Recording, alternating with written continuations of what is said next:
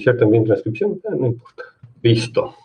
Bueno, entonces la clase pasada nos quedamos básicamente en esto. Habíamos estudiado el espectro de un anillo, habíamos definido el espectro de un anillo como un conjunto, y a pesar del conjunto, vimos además que tenía ciertas funciones, o que yo podía interpretar el anillo como funciones. Ese es el primer acercamiento a lo que se llama la gavilla estructural, es el primer acercamiento que me interesa que lo entendamos. Y habíamos visto que las funciones pues se evalúan entonces, o sea, los elementos del anillo se evalúan entonces en los primos, ¿no? En los primos, que son los puntos del espectro, básicamente. Y la idea de hacerlo era tomarse la reducción del elemento módulo del primo, o sea, fijarse en el anillo cociente a módulo del primo, y entonces me tomo su clase. Entonces, como me tomo su clase, ese es el que decíamos el valor.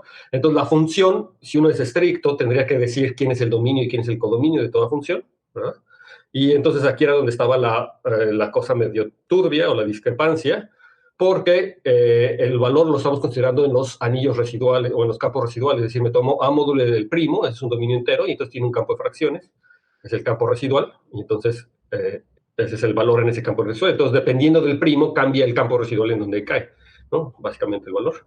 Pero entonces hay una forma más o menos de solucionarlo tomándose la unión de todos ellos, ¿no? Digamos, pensando que A es una función que va, digo, que los elementos de A forman funciones que van de A a la unión de todos los campos residuales, si quieren, ¿no?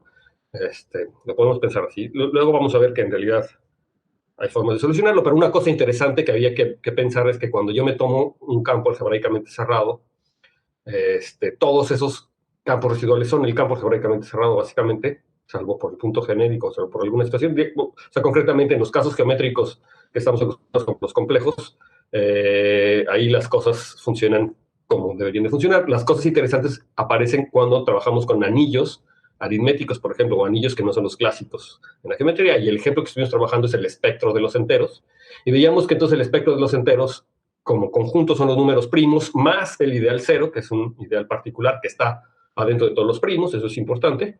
Y entonces el valor de las funciones, es decir, el valor de los enteros, que son las funciones en los números primos, era simplemente la clase del entero módulo de ese primo, ¿de acuerdo? Visto como un elemento de su campo residual. Por ejemplo, aquí el campo residual, a ver, estoy probando nueva tecnología, entonces me tienen que decir si todo se ve bien. Entonces aquí el campo residual, por ejemplo, del 7, pues es tomarme los enteros módulo 7 y luego tomarme su campo de fracciones, pero los enteros módulo 7 ya es un campo porque estoy en un primo, entonces me da F7 tal cual, entonces ya obtuve aquí.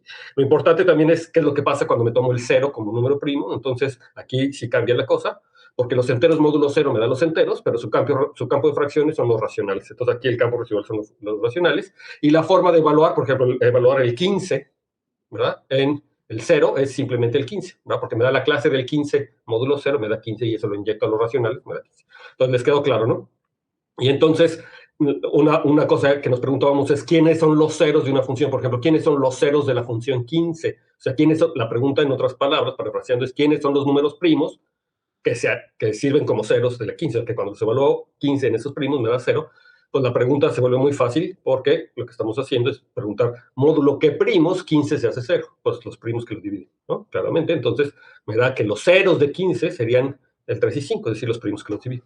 Entonces, una pregunta aritmética la rescatamos desde un punto de vista, me gustaría decirle geométrico, pero a lo mejor ahorita tampoco lo ven tan geométrico, pero es un punto de vista analítico también, porque estoy estudiando como ciertas funciones. Y otra cosa que les había comentado, no sé si lo pensaron, y eso me gustaría que me digan ahorita si lo pensaron, era que pensaran en las expansiones en series de potencias, ¿verdad? Las expansiones en series de potencias que tienen los elementos, y en particular los números primos. ¿Quiénes son las expansiones en series de potencias alrededor de un punto? ¿Sí? Entonces, para hacer esto me gustaría tener esta analogía muy clara. Entonces, déjenme escribir. No se ve porque estoy con color blanco, pero si le cambio color negro. Ok, entonces, fíjense, normalmente lo que yo hacía, o lo que hacemos en la vida práctica, es que yo lo voy a tomar sobre los complejos, nada más para que lo tengamos estrictamente así, es que yo me tomo un polinomio en C de X, y yo me tomaba un número A en los números complejos, y entonces yo les preguntaba por quién es la serie de potencias de F alrededor de A. Eso es lo que normalmente uno hace en análisis, y entonces lo que ustedes hacen es escribirme, entonces, algo así, ¿no? Etcétera, ¿no? Entonces, esa es la expansión de serie de potencias, y una pregunta que uno se hace en análisis, en variable compleja, es quiénes son los coeficientes y cómo los calculo. ¿Sí? Entonces, nada más para entender bien la analogía, fíjense que yo lo que estoy haciendo es que a cada A en los números complejos realmente le estoy asociando un polinomio, que es el polinomio correspondiente a ese A, que es un polinomio lineal, x menos A, Pero en realidad este polinomio corresponde a un objeto más general, que son todos los múltiplos de x menos a. Entonces, todos los múltiplos de x menos a es el ideal generado por x menos a, que es un ideal maximal, ¿verdad?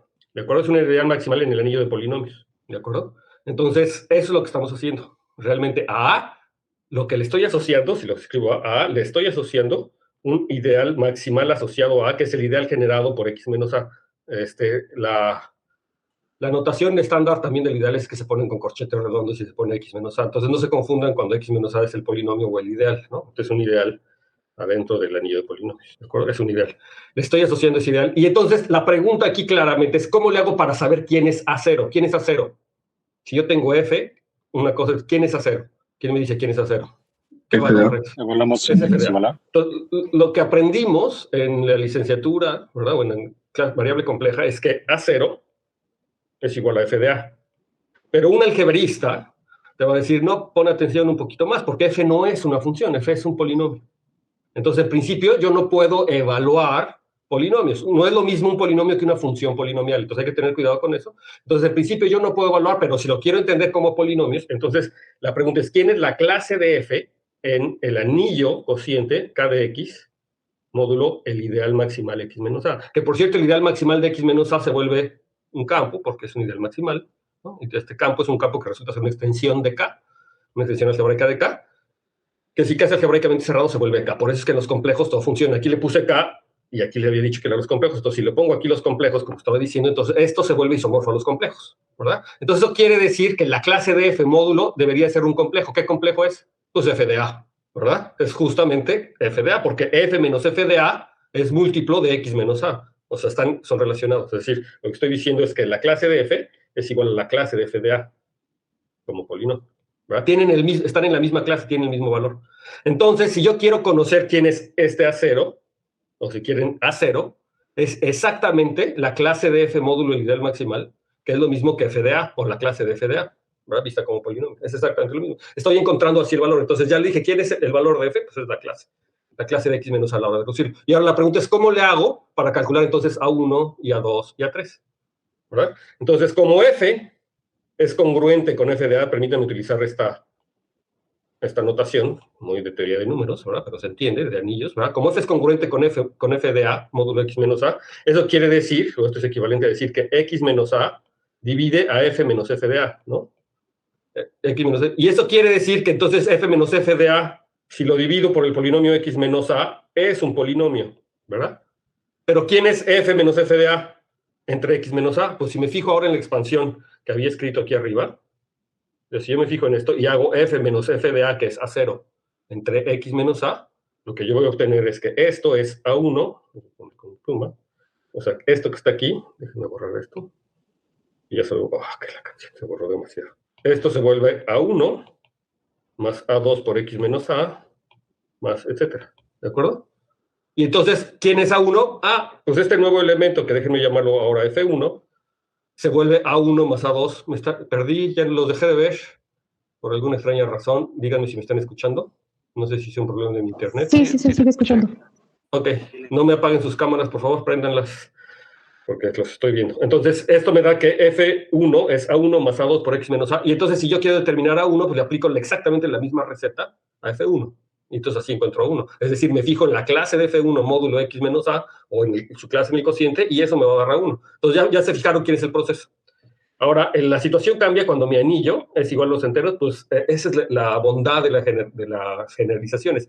Me está diciendo, no está cambiando la situación, es exactamente lo mismo. Entonces, en este caso, el espectro de A, pues son los números primos, ¿no? Los números primos y el cero, ¿no? Aquí 2, 3, etcétera, ¿no? Y entonces las funciones, por cierto que aquí no dije quién era el espectro, déjenme ponerlo aquí, quién es el espectro del anillo de polinomios. ¿Quién me dice quién es el espectro? Son los ideales primos. Sí, adelante, Kenia. Es que por alguna razón no los veo. Me dice que mi señal de internet está muy bien. Entonces, ¿alguien quería participar? ¿Me escuchan? Díganme, háblenme, aunque sea que díganme que no. Lo escuchamos, sí vemos las cámaras de los demás. Entonces es un problema aquí con mi internet posiblemente. Bueno, entonces si me escuchan, todo bien. Si algo por algún lado no me escuchan, háganme una seña o algo, ya los empecé a ver otra vez. Bueno, entonces el punto es que el espectro del anillo de polinomios, ¿quién es? En este caso sobre los complejos. Vamos a centrarnos sobre los complejos. Más adelantito voy a hacer. O sea, la pregunta es quiénes son los ideales primos del anillo de polinomios con coeficientes en los complejos.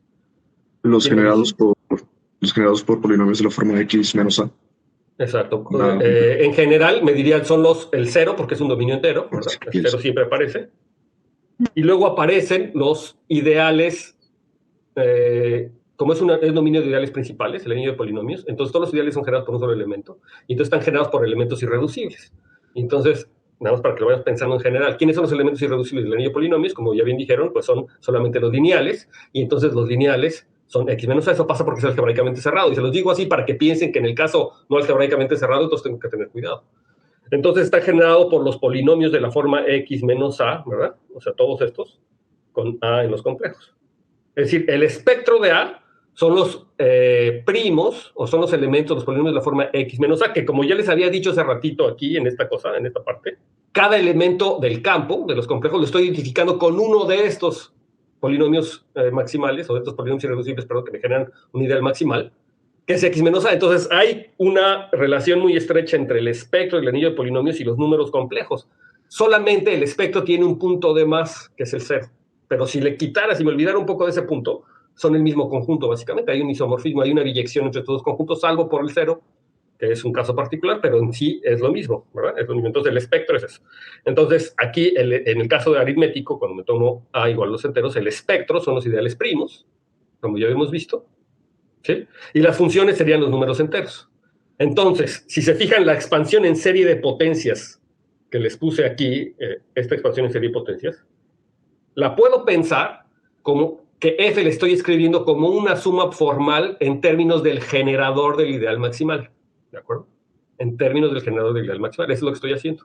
Entonces, esa es la analogía correcta para pasar de este lado, al lado aritmético. Si yo me tomo un ideal primo p, pues su generador es el primo p, ¿verdad? Si me tomo el generador primo p. Entonces, si yo quiero expresar n en series de potencias de manera análoga, lo tendría que expresar como una suma como a0 más a1 por el generador del ideal, más a2 por p cuadrada, más, etcétera, ¿de acuerdo?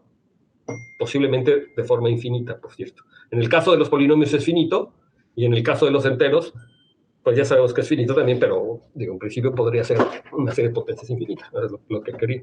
Entonces, ¿cómo le hago para saber quiénes son los coeficientes? En otras palabras, estoy preguntando quién es la representación en base P, ¿verdad? O sea, porque ya sé que A0 tendría que ser congruente con N módulo P, módulo del ideal generado por P, si quieren lo pongo así, ¿no?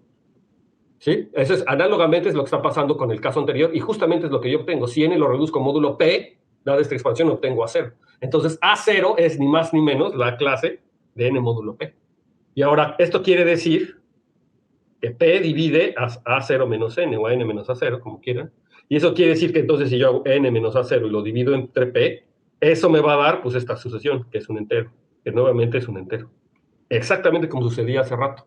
Y si a este yo lo llamo N1, entonces A1 es congruente con N1 módulo P. Es exactamente lo que está sucediendo. Y entonces, and so on, ya ven, el paralelismo es frase por frase.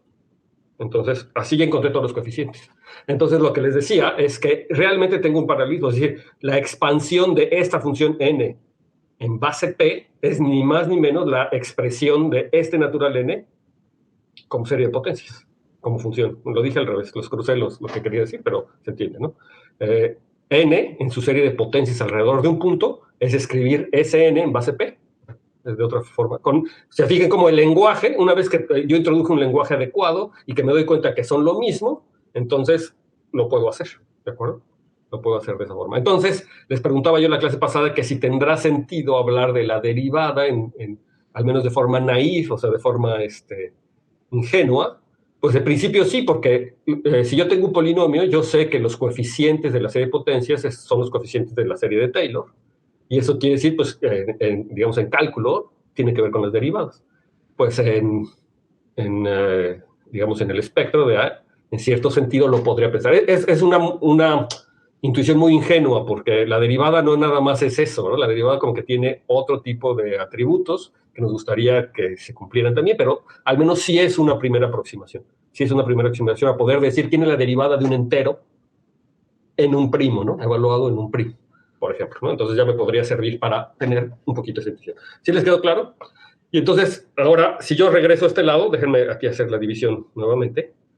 Si yo me tomo a los anillos de polinomios, en este caso que es mi anillo, y lo completo respecto a ese ideal, es decir, si yo hago el límite proyectivo respecto al ideal, o sea, respecto a este sistema de zx módulo x menos a la potencia n, entonces el límite proyectivo sobre las n, para los que sepan de eso, el límite es proyectivo, pues a todo el mundo le queda claro, lo que estoy haciendo es completar, ¿no? Básicamente lo que quiere decir es tomarme todas lo que hice aquí, pero hasta el infinito, ¿no? O sea, lo mismo que lo que hice aquí hasta el infinito. Lo vamos a ver un poquito más adelante. Tengo que repasar límites y colímites, o si ustedes ya leyeron el libro de Bakil, entonces ya saben lo que son límites y colímites. Entonces el límite proyectivo lo van a aprender. Esto se convierte en lo que llamamos la serie de potencias, ¿no? En la variable x. ¿Sí? Se vuelve la serie de potencias. O sea, la completación de esto se vuelve la serie de potencias, y la serie de potencias tienen una expresión alrededor del primo x menos a o del punto x menos a como una serie de estas infinitas. Si yo hago aquí la completación nuevamente de esta situación, alrededor de un primo p, digo, realmente aquí lo estaría haciendo la completación respecto al ideal x menos a, entonces esta completación en realidad depende de x menos a, que me resultan ser isomorfas, me dan las mismas para cualquier x menos a, entonces me da las series de potencias, y de hecho, estrictamente aquí debería llamar son las series de potencias alrededor de x menos a. En el caso de estos campos me da lo mismo, pero bueno, en el caso de los enteros sí hay que tener un poquito de cuidado. El caso aritmético, como siempre, hay que tener un poquito de cuidado.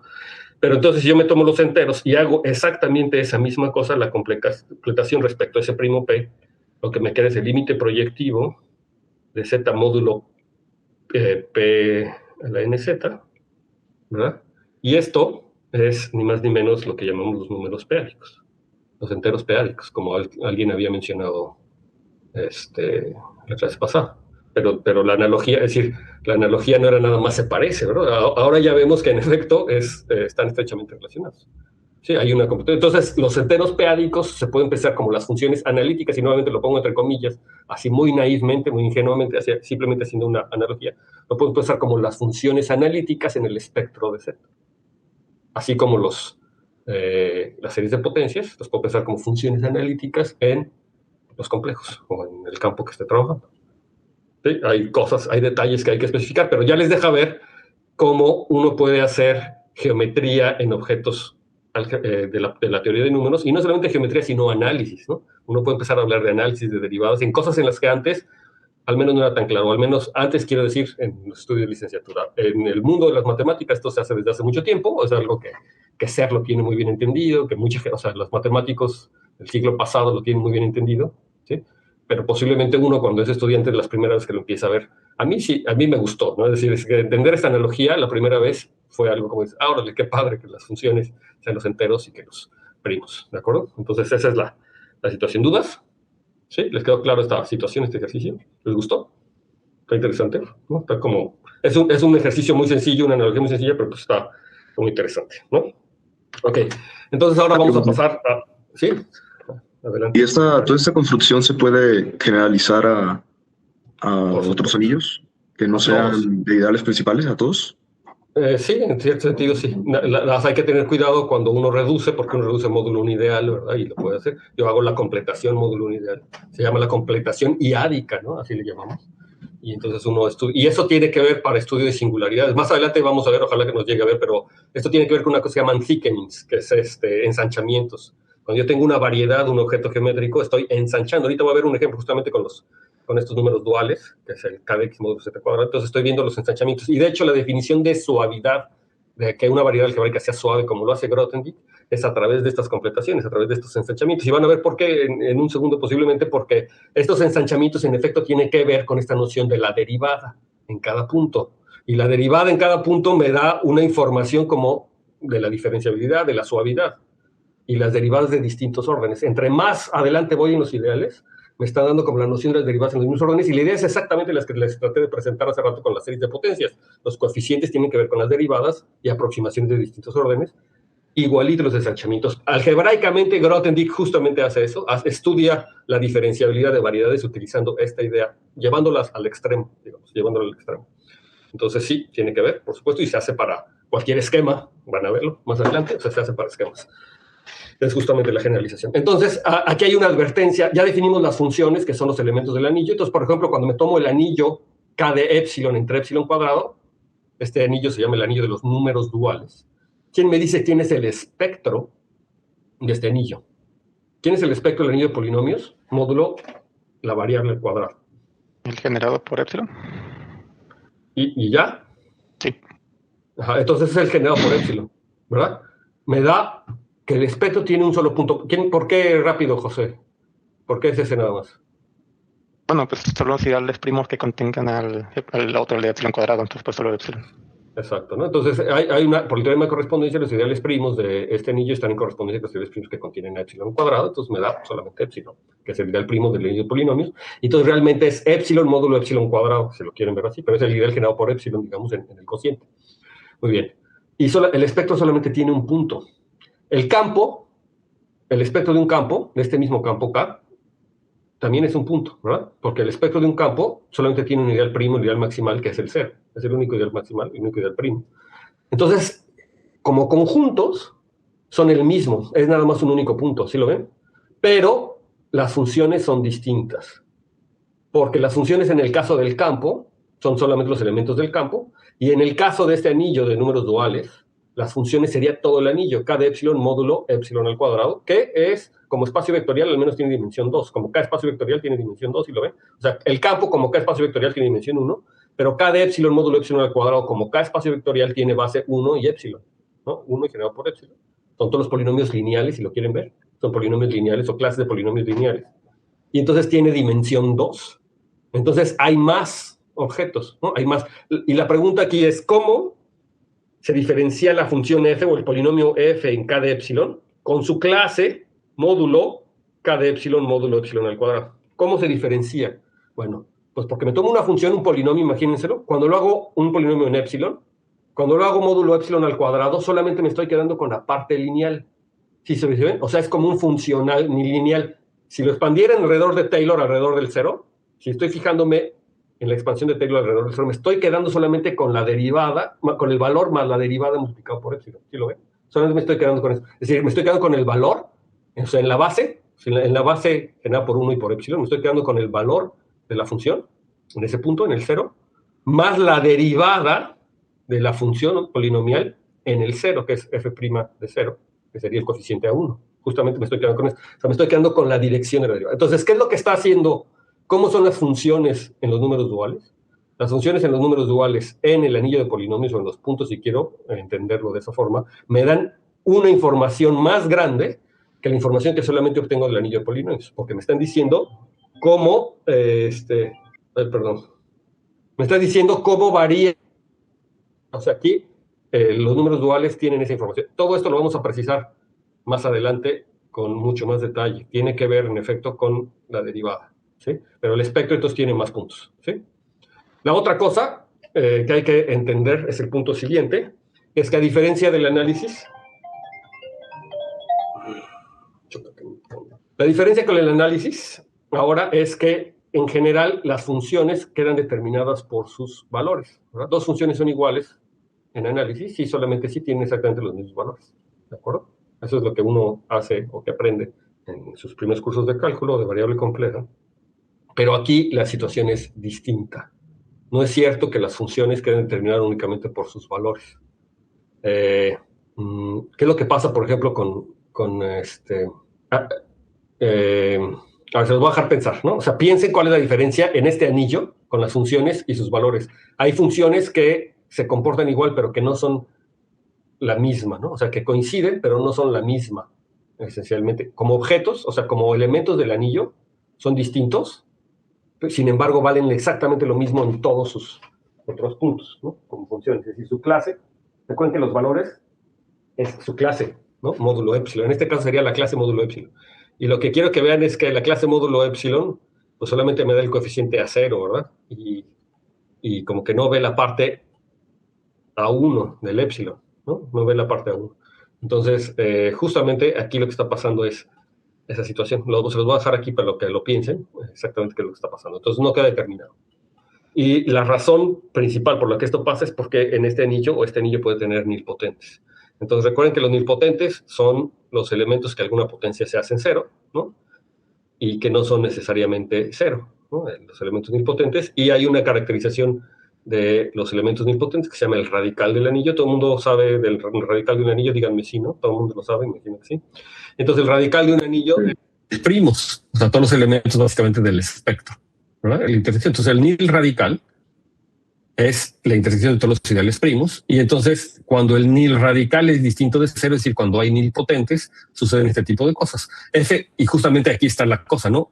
F en un punto vale cero para todo primo del espectro, si solamente si F es nilpotente, porque que valga cero para todo punto del espectro quiere decir que está contenido F en cada ideal maximal, por lo tanto está en toda la intersección de los ideales maximales, por lo tanto está en el radical, o sea, es nilpotente. F es igual a cero para todo primo P, si solamente si F es nilpotente. ¿De acuerdo? Es decir, si está en intersección. Pero entonces fíjense que si yo tengo elementos nilpotentes, pues ya le resolví el problema de hace ratito.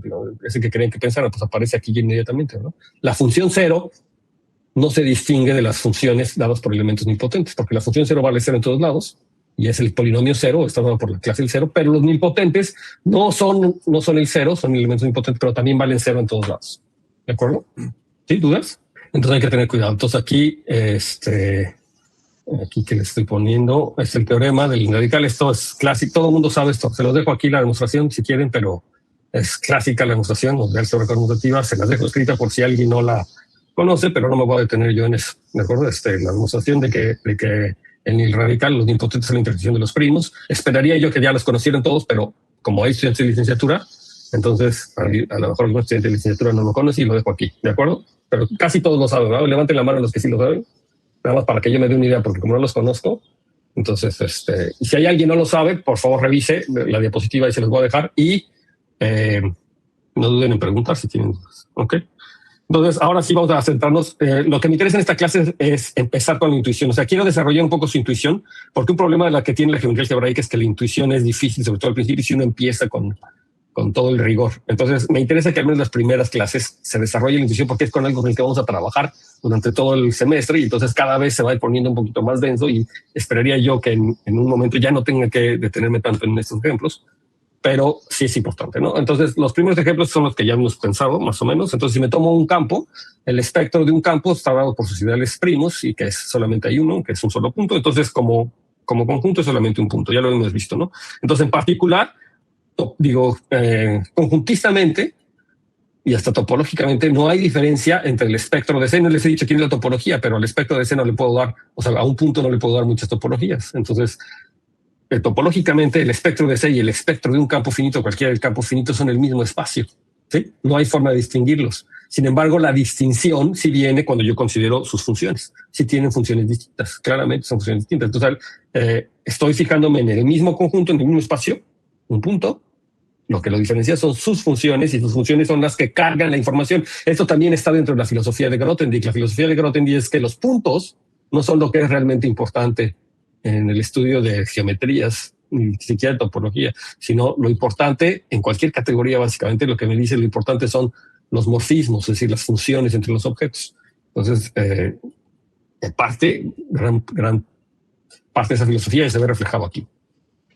Entonces, aquí tenemos el punto gordo, es el punto de los números duales que ya les había dicho. Si yo me tomo en el espectro de este campo, como conjunto solamente tiene un punto, pero este punto tiene un poquito más información, ¿no? Pero lo vamos a pensar, o nos gusta pensarlo como un punto gordo, porque es un punto nilpotente. Les digo, es un punto, a veces lo dibujan así, el punto como con una flechita, y la flechita tiene que ver con la dirección de la derivada, con el coeficiente A1, que tiene que ver más bien con sus funciones ahí adentro, ¿no? Se llaman los números duales, y el cálculo diferencial lo vamos a ver hasta que lleguemos a la sección 17, de acuerdo a mi plan, pues tiene que ver mucho con eso, ¿no? Con las derivadas, que tienen que ver con la... Y bueno, los clásicos, el espectro de Z, ya sabemos quién es, aquí, con P', los campos residuales, y esto es lo que ya discutimos. Pero entonces vienen aquí las ideas de cómo lo estamos pensando. No hemos visto quién es la topología del espectro de Z, pero vamos a ver más adelante que el espectro de Z pues está dado por los primos, que los podemos pensar así como acomodados en una recta, y los acomodamos como en una recta porque en efecto esto va a resultar ser una curva, es una curva, pero el punto extra que aparece pues lo ponemos como en todos lados. Hay muchas formas de imaginarlos. Mumford, por ejemplo, hacía un dibujito, algo así, le ponía como un tache por ahí, o algo, Eisenhut también lo pueden ver como un punto aquí enredado en la recta, pero en realidad era para no rayonear, porque el cero está por todos lados. Vamos a ver, espero en esta clase, que el cero es un punto denso, cosa que a veces cuando somos estudiantes de licenciatura nos rompe la intuición. Y pues, ¿cómo que hay puntos densos? Bueno, este es un ejemplo de una topología donde tenemos puntos densos. Y hay puntos que son densos solamente en algunas partes. Es decir, los puntos genéricos como su cerradura me da ciertas subvariedades. Entonces son densos en cachitos, ¿no? Como en cachitos. Entonces, bueno, este es un punto que está por todos lados y por eso yo lo dibujo así, ¿no? Como una ondita, pero en realidad está por todos lados. ¿Sí? No hemos visto que la topología, pero algo que vamos a ver es que los números primos, todos estos sí son cerrados, son puntos cerrados, como nuestra intuición geométrica nos los dice, los puntos son cerrados, pero el punto genérico está por todos lados de la curva, me genera la curva, también por eso se llaman puntos genéricos, me generan la curva.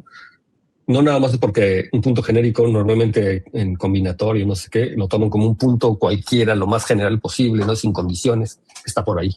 En geometría algebraica también tiene que ver con esta parte. El punto genérico representa cualquiera, está por todos lados, ¿no? Es un punto que genera a la curva, a la variedad.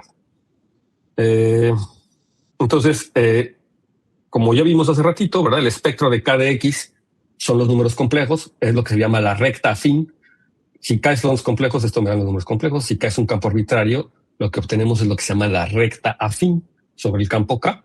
Y vamos a descubrir quién es eso, ¿no? Quiénes son las cosas. Entonces, el espectro de Z, pues es un análogo muy parecido, es una recta afín. También le podemos pensar como la curva afín aritmética o la recta afín aritmética. Casi. Hay una precisión ahí, lo podemos pensar. Entonces, como les había dicho, entonces vamos a ver quién es la recta afín. Entonces, por definición, la recta afín se define como el espectro del anillo de polinomios sobre un campo cualquiera. Esta se llama la recta afín sobre el campo K, sobre el campo K que está aquí. Y pues básicamente como conjunto, para describirlo, pues son todos los ideales primos. Como es un dominio entero, entonces ya sabemos que el cero está. Y entonces, ¿quiénes son el resto de ideales primos? Como ya habíamos dicho, pues está dado por los polinomios o los ideales generados por los polinomios irreducibles, porque este es un dominio de ideales principales. Y como dominio de ideales principales, los ideales primos están en correspondencia biyectiva con los polinomios irreducibles. Entonces me queda que exactamente el espectro o la recta afín, el espectro de K de X, está dado por este conjunto, por el cero y los irreducibles. Si K es algebraicamente cerrado, todos los puntos cerrados, como ya hemos visto, son de la forma X menos A, que están en correspondencia exactamente con los puntos del campo algebraicamente cerrado. Y entonces el espectro o la recta afín sobre un campo algebraicamente cerrado es el campo unión un punto extra. Entonces, el campo junto con un punto extra, ¿no? Que es el correspondiente al cero. Y ese punto extra, igualito, va a estar denso por todos lados, ¿no?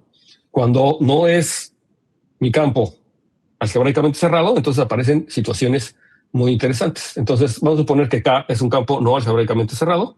Y entonces, ¿quiénes son los elementos de la recta afín? Normalmente abrí Tengo diapositivas donde se va mostrando uno por uno y las diapositivas que les comparto en el Classroom, pues ya está la diapositiva completa.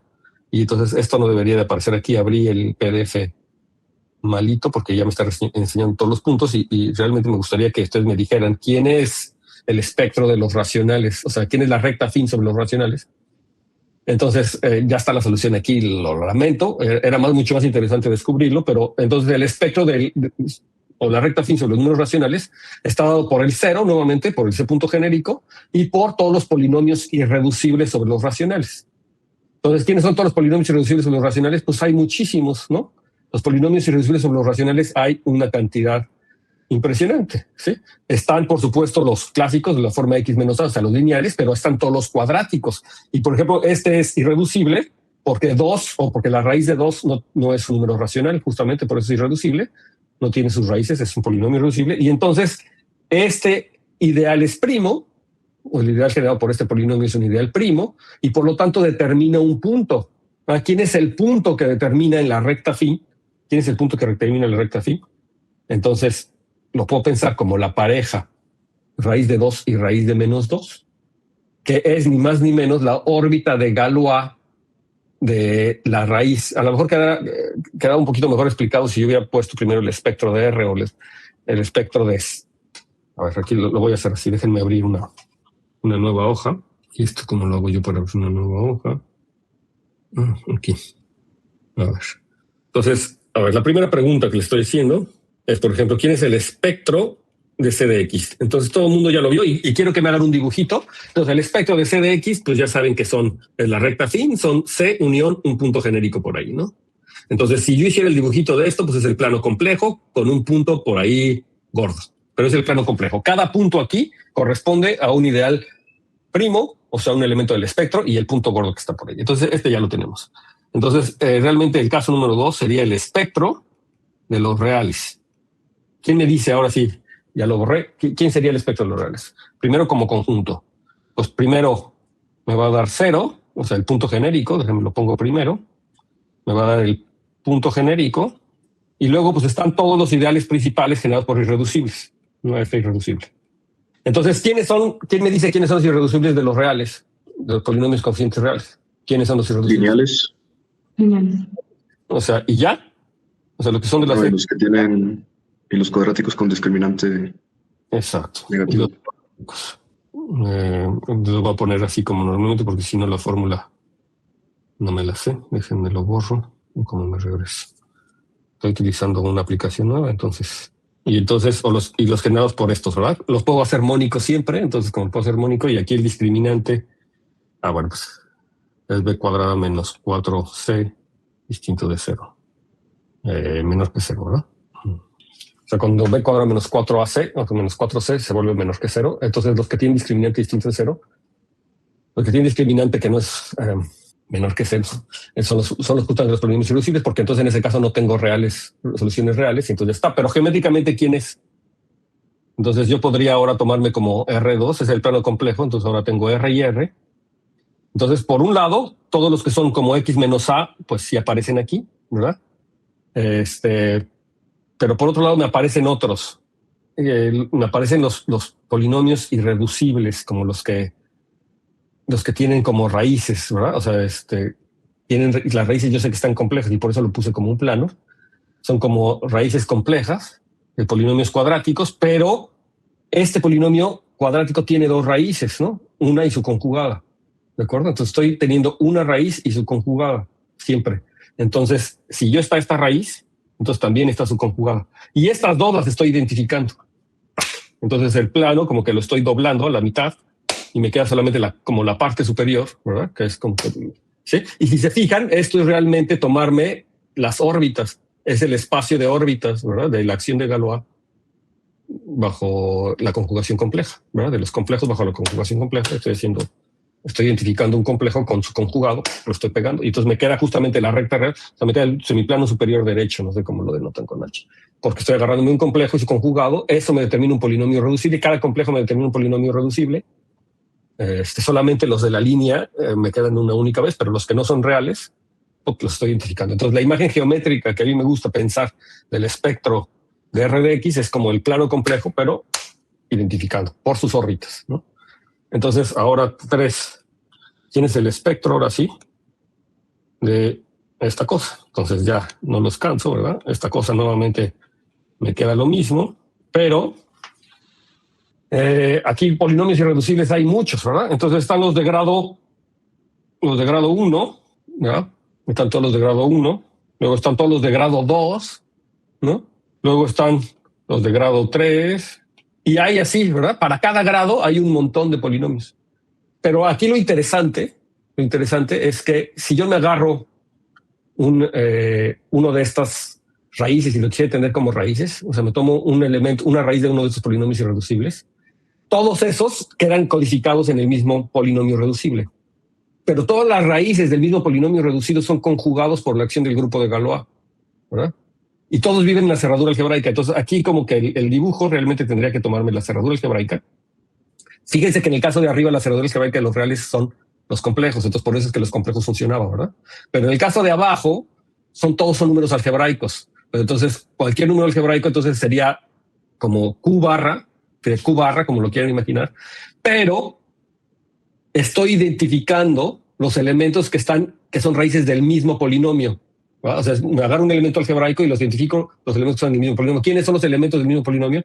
Pues la órbita sobre la acción del grupo de Galois, ¿verdad? Del grupo de Galois absoluto. ¿Sí? Es la órbita. Entonces aquí me queda el grupo de Galois absoluto de los racionales. Si hago este cociente, los puntos de este cociente son exactamente, están en correspondencia. No, me está faltando el punto genérico, ¿no? Me está faltando el punto genérico aquí. Ojo que me falta aquí el genérico. Y el genérico, ese es un punto aparte. Pero digamos que las órbitas serían esta situación, al menos en la clase de abajo, ¿verdad? Porque no importa cuál sea el grado. Agarro un racional, un elemento algebraico, sobre los racionales, un elemento algebraico, me fijo en su polinomio mínimo, es un polinomio mínimo de cierto grado, y ese aparece como un polinomio reducible, entonces por lo tanto corresponde a un ideal primo y corresponde a ese. Pero para cada raíz, para las raíces del mismo polinomio, todos van al mismo.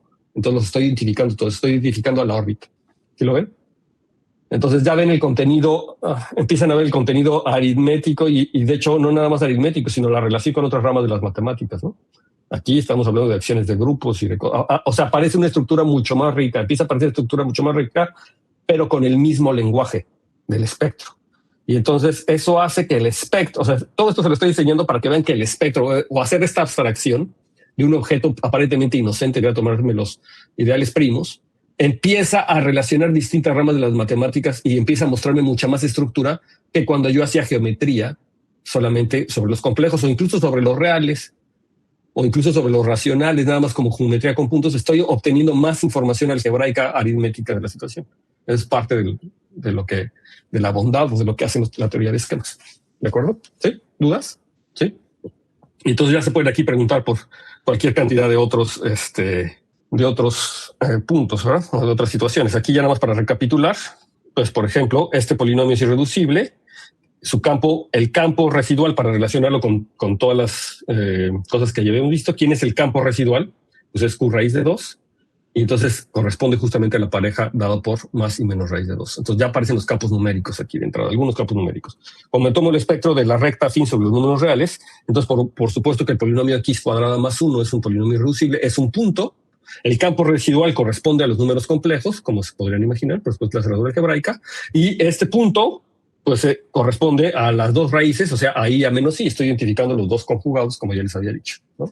Era la situación. Y entonces la moraleja es que aquí sobre los campos que no son cerrados le puse cuerpos porque los españoles y algunos latinoamericanos le llaman cuerpos. De hecho, casi creo que solamente en México también le decimos campos, pero en Latinoamérica dicen cuerpos, y tengo estudiantes de Colombia y no sé dónde. Bueno, en fin,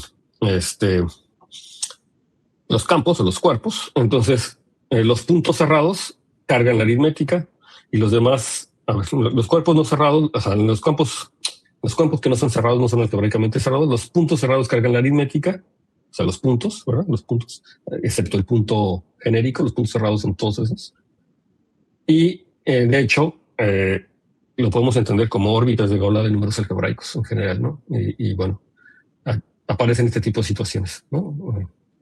Que ya les había comentado. Entonces, en la sección 2, en la clase número 2, que ya vamos a empezar ahora si me da tiempo. Entonces, vamos a ver este siguiente teorema, que sí que es un campo algebraicamente cerrado. Los ideales primos de cada xy, del anillo de polinomios en dos variables, entonces están dados exactamente por esta situación, el punto genérico, porque nuevamente es un dominio entero, entonces el cero es un ideal primo.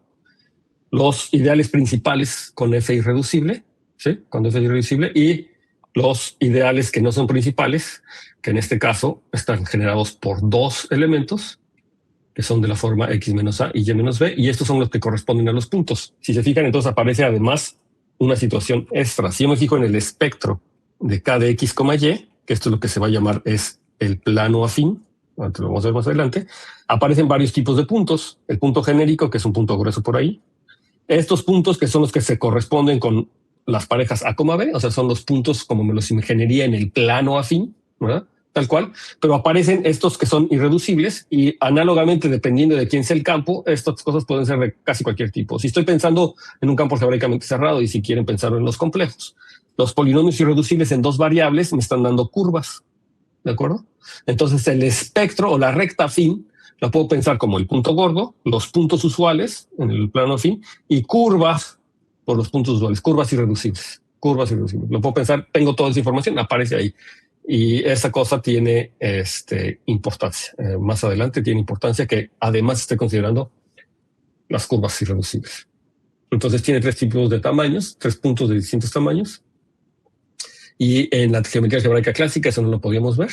Entonces la demostración pues, nos va a llevar a esta parte y justo también vamos a empezar con la topología de Zariski. Y entonces, hasta el día de hoy, hemos empezado con esta traducción o con este diccionario, que más adelante lo que estamos haciendo es una antiequivalencia de categorías, justamente. Y entonces este diccionario es lo que quiere un diccionario, una equivalencia de categorías, lo estamos pasando.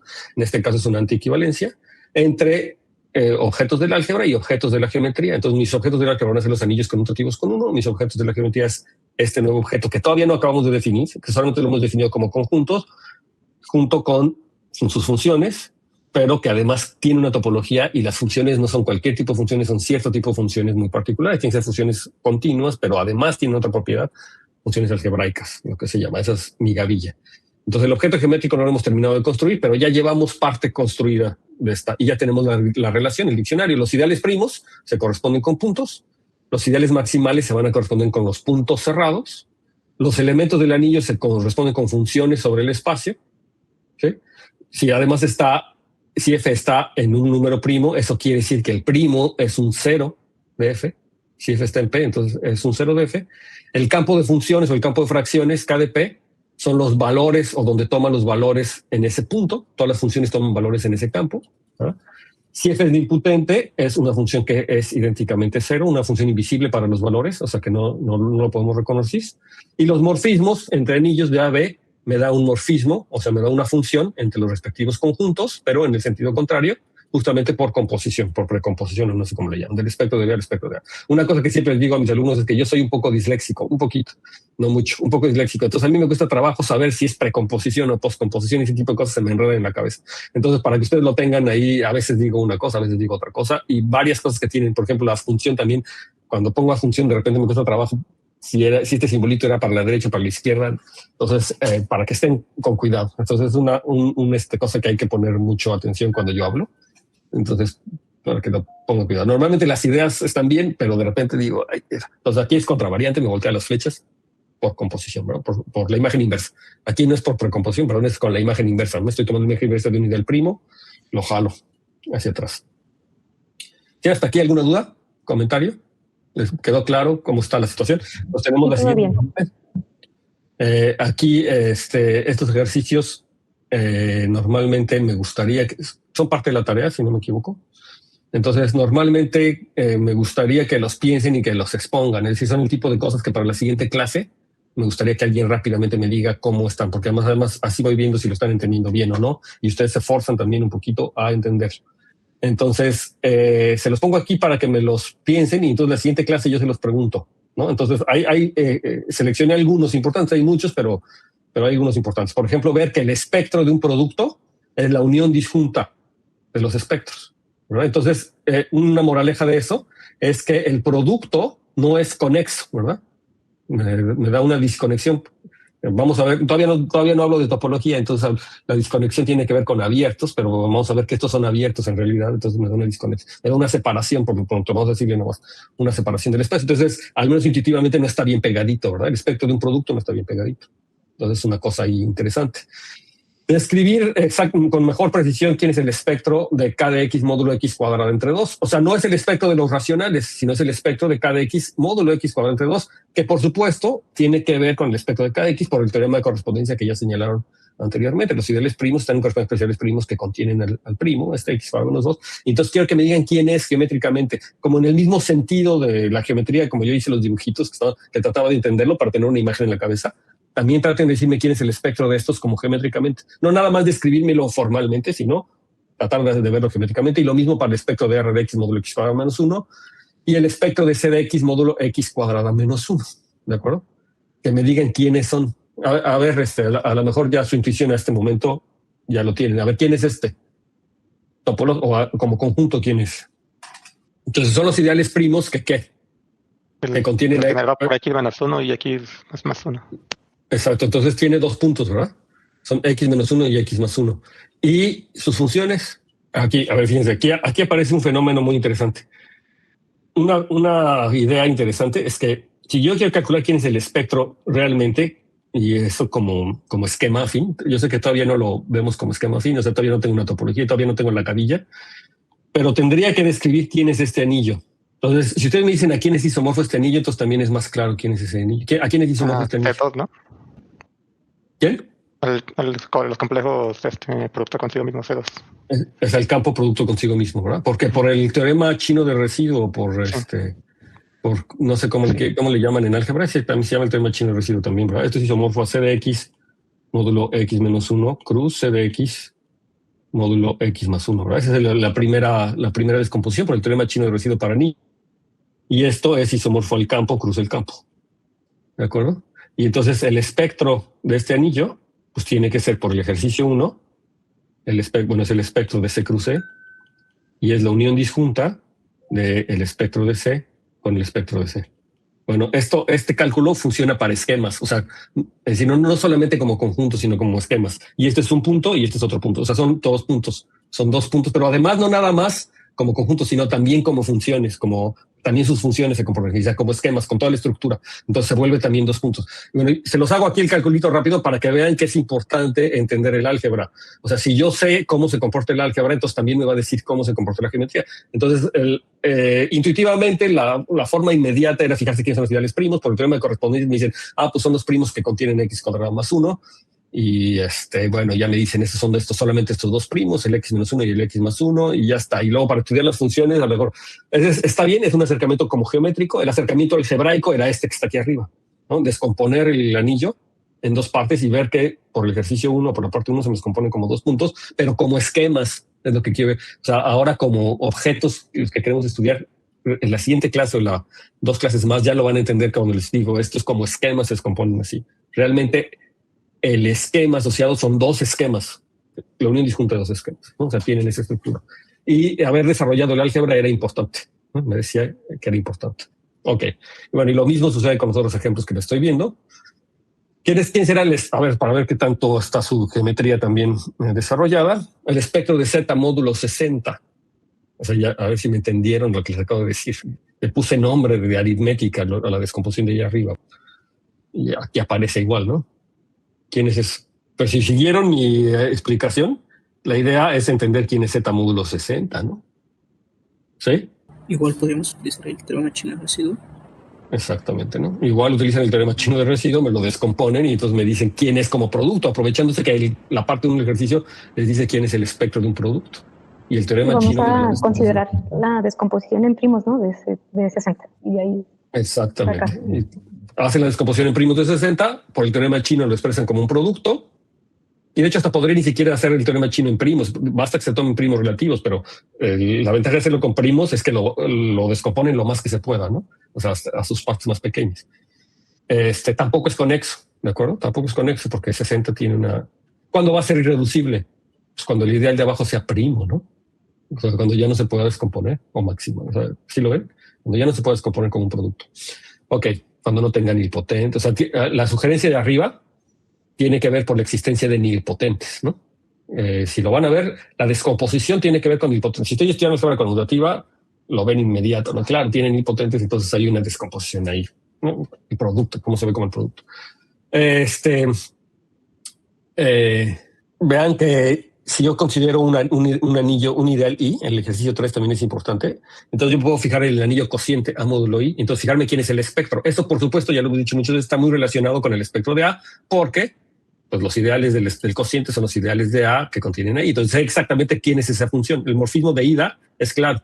Entonces aquí lo interesante es que vean que es inyectivo. Este ejercicio es muy interesante, es muy importante. O sea, este ejercicio debería de ir de color naranja. Está de color naranja todos, ¿no? O sea, debería ir de color naranja, es muy importante. Este morfismo es inyectivo. Y de hecho, no solamente eso, ¿quién es la imagen? La imagen es lo que se va a llamar D de I y son todos los primos que contienen ahí, como debería de ser, ¿verdad? Justamente. Pero aquí la cuestión es que este B de I es, ¿sí? Entonces, este es un monomorfismo también en términos categóricos. Entonces, ¿sí?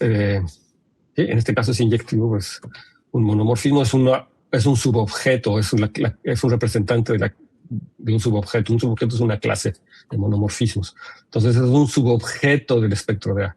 Y curiosamente va a ser un subobjeto cerrado, es una inmersión cerrada. Cuando yo le doy una topología, estoy fijándome quiénes son los subobjetos, o sea, las subvariedades del espectro de A. Si estoy estudiando geometría, entonces claramente ven que la subvariedad es la dada por el ideal I, ¿verdad? O sea, dado un objeto geométrico, el anillo de polinomios de una variedad, los cerrados del espacio afín eran los dados por los ideales. Esta es la generalización de esa situación, ¿no? Aquí el ideal está allá adentro. Y luego, por último, si yo divido utilizando el ejercicio arres, Te está cortando. Disculpe, ¿podría repetirles que como que se cortó? Y bueno, entonces ya terminamos la clase. Espero que nos haya felices. No, les decía que es muy importante y que cuando yo divido el anillo por su ideal radical, por su nil radical, entonces obtengo lo que es arres, lo estaba escribiendo aquí por el radical. No me acuerdo cómo le puse una F rarita, pero es el radical, el nil radical de A, ¿no? Entonces lo que obtengo es el A reducido. Reducido quiere decir que no tienen nilpotentes. Si yo agarro un ideal y lo hago módulo su ideal radical, no tienen nilpotentes, ¿no? Entonces ya no tienen nilpotentes. Y entonces, fíjense que como conjuntos, lo que me estoy diciendo es que como conjuntos, y de hecho casi, o sea, como espacios topológicos, no como esquemas, pero como espacios topológicos es un homeomorfismo. No he visto la topología, pero más adelante lo vamos a ver. Entonces es un homeomorfismo como espacios topológicos, pero como esquemas no son el mismo, justamente porque las funciones son distintas. Uno tiene funciones que son nilpotentes, unas tiene funciones que se anulan y no son una función cero en todos lados, que no en todos lados es una función cero, y el otro no. La parte reducida, es decir, toda función que se anula es porque es la función cero, que se anula en todos lados es porque es la función cero. ¿De acuerdo? Entonces tengo el espectro arres, se llama el esquema reducido asociado al espectro de A. ¿Sí? No tienen nilpotentes. ¿Sí? Entonces, quiero que vean que es una biyección y guárdenlo porque de hecho es un homeomorfismo como espacios topológicos, pero no es un isomorfismo de esquemas. Los homeomorfismos son los isomorfismos en la categoría de espacios topológicos. Son isomorfos como espacios topológicos, pero no son isomorfos como esquemas. Y la razón es porque sus funciones son distintas. Se las voy adelantando, ¿no? Los isomorfismos de esquemas además me dan isomorfismos en su gavilla de funciones, que aquí no es el caso. ¿De acuerdo? No es el caso. ¿Sí, alguna duda? Muchas veces les digo, a ver, desde la clase anterior, les digo, a ver, ¿quién se compromete a hacer el 1, quién el 2, el 3 y el 4? Entonces ya les ponemos nombre y entonces la siguiente clase empezamos y ya me los exponen. La sugerencia es que si quieren aprender, escojan el más difícil siempre. O sea que es como el problema de repartición de pasteles. Entonces, si ustedes quieren agarrar lo más interesante del pastel, tienen que escoger primero, ¿no? O sea, tienen que hacer todo su intento para escoger primero. Entonces, pues a ver quién dice yo. El primero. O bueno, a ver, ¿quién dice yo? Quien levanta a alguien la mano y me diga yo. Y me dice cuál. Yo. Ándale. Yo vi a Carlos Reyes. ¿Cuál? El primero que vi a Carlos. ¿Quién? Yo hago el 4. Carlos. Entonces aquí me pongo Carlos. Perfecto. ¿Quién dice yo? Kenia. Yo hago el 3. Ok, Kenia. ¿Quién dice yo? José. El primero, porque el segundo son muchos. Es la mala razón. Ok, pero son fáciles, son muy fáciles. Una vez que haces uno, ya hiciste todos los demás. Fue el mismo. De hecho, ya lo hicimos. ¿No? Ya lo hicimos. Entonces, el 2. Rápido. Se acaban, no se amontonen. Yo. Eso. ¿Quién es? Eres Irán, ¿verdad? Sí. Ok, a ver. Aquí la nota sola. Recuerden que las participaciones son muy importantes y si son oyentes, con mayor razón. Es decir, los oyentes que no participan los va a sacar. O sea, todo el mundo tiene que participar. Y la forma de aprender matemáticas es involucrándose, y sobre todo geometría algebraica, es involucrando. Entonces, tienen que involucrar y participar y querer hacer los ejercicios. No importa que no les salgan. Es más, si no les salen y vienen con el problema y les salió una cosa que no es hasta a veces muy útil porque nos damos cuenta cuál es el problema y entre todos lo resolvemos y vemos cuál es la solución. El objetivo es que ustedes aprendan geometría algebraica, no que yo los esté calificando. Y como yo les había dicho, se los repito, a mí me choca tener que calificar a gente que está aprendiendo matemáticas por gusto. Y yo esperaría que ese es su caso. A mí me choca calificarlos, no los quiero calificar. Los voy a tener que calificar y sí es verdad que voy a tomar en cuenta sus participaciones de trabajo. Pero la verdad es que me choca. Pero si ustedes son estudiantes que están ahí tercos y participan y quieren hacerlo, aunque les salga mal la primera, la segunda, pero lo hacen y lo intentan y lo hacen y les sale y hasta que les salga, no les va a ir mal porque aprendieron. Y van a aprender y entonces se va a ver, ¿sí? Se va a notar y lo van a aprender. Es la única forma de aprender.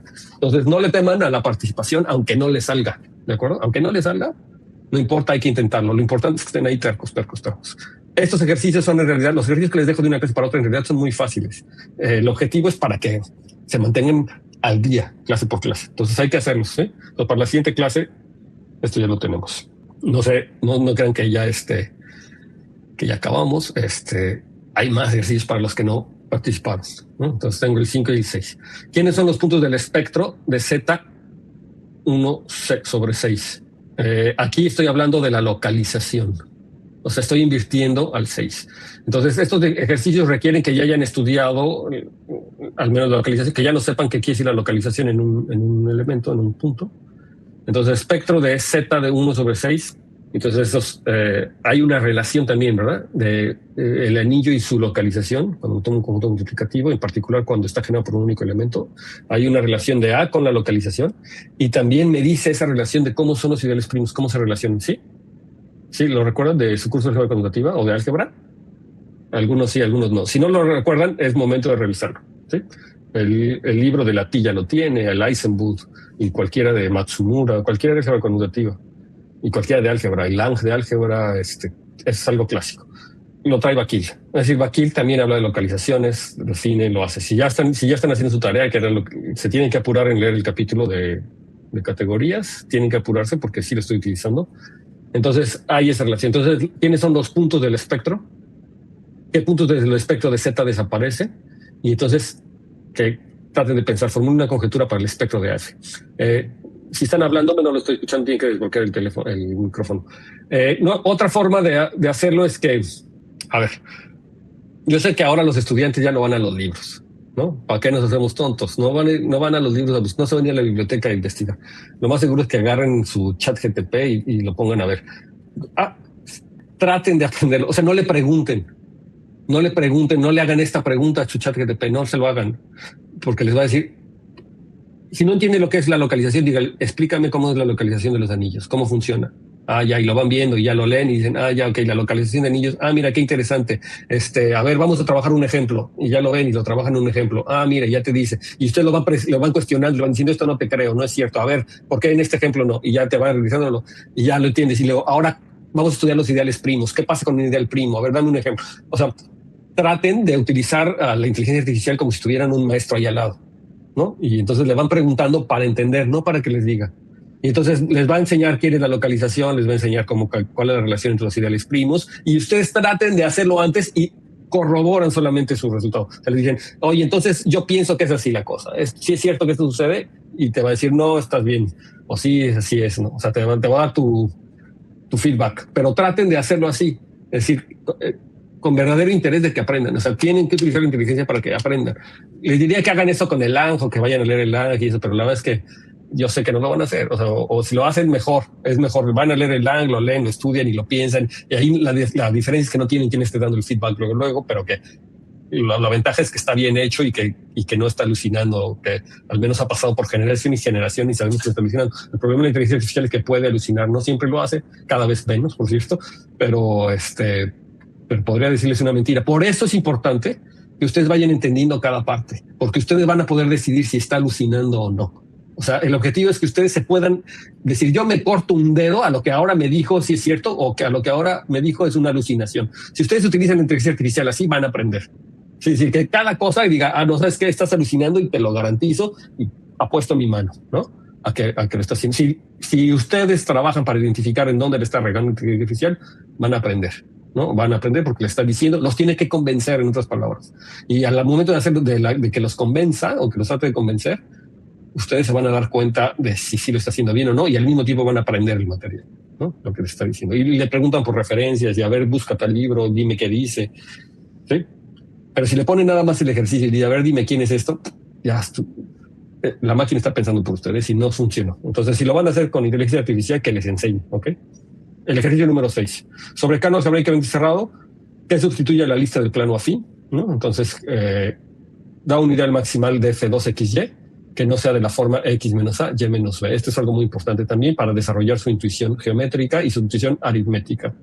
Entonces, hay que pensar en estos dos ejemplos. Si alguien se anima, pues son un poquito más interesantes que los anteriores, pero tampoco son difíciles, sobre todo si ustedes son estudiantes o están haciendo el doctorado, ya están en edad de sentarse a pensar en eso, ¿no? Si los otros ejercicios eran muy fáciles, ustedes están en edad de explorar. Son como se los pongo como preguntas así, justamente porque el objetivo es que exploren, ¿no? Que se sienten a jugar. Es más, háganlo primero en un cuaderno sin inteligencia artificial. Háganlo ustedes. Los estudiantes de doctorado deberían hacer eso.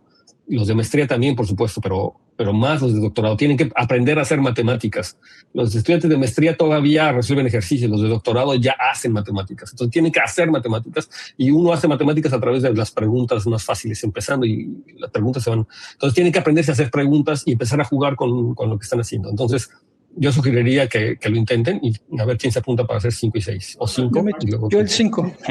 Andrés, ok, perfecto. Yo el 6. Y el 6, dime, no vi quién eres. ¿Pablo? Pablo. Ok, perfecto. Entonces está muy excelente, ¿no? Entonces ya saben, la regla de la naranja significa que esto les toca a ustedes, como siempre. Entonces la próxima clase, ¿qué hora es? Ya se acabó clase. Entonces la próxima clase vamos a empezar con la topología. Entonces ahora sí vamos a entender a los conjuntos cerrados. Vamos a ver la topología y vamos a definir también una base de abiertos, que son los abiertos principales.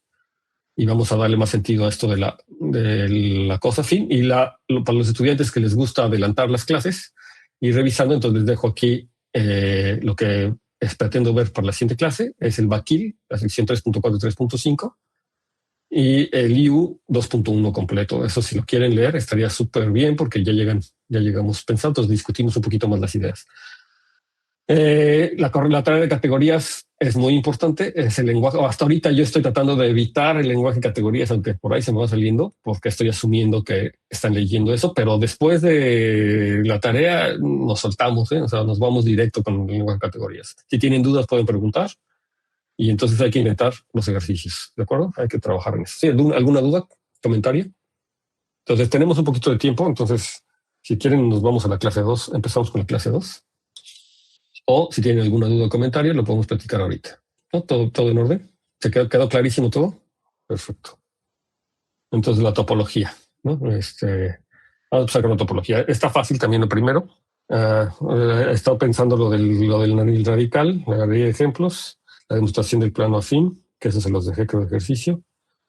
Entonces aquí hay cosas que no voy a hacer hoy. Sí, bueno, a ver si quieren lo vemos esto para terminar. Para terminar la clase, son 5 minutos. Entonces, lo que hemos visto es que si hace un campo algebraicamente cerrado, entonces la pregunta era quién era el espectro del anillo de polinomios en dos variables. Y lo que les decía es que el espectro del anillo de polinomios está dado por el 0, que es el punto genérico, los polinomios irreducibles y todos los polinomios y todos los pares de polinomios que están así.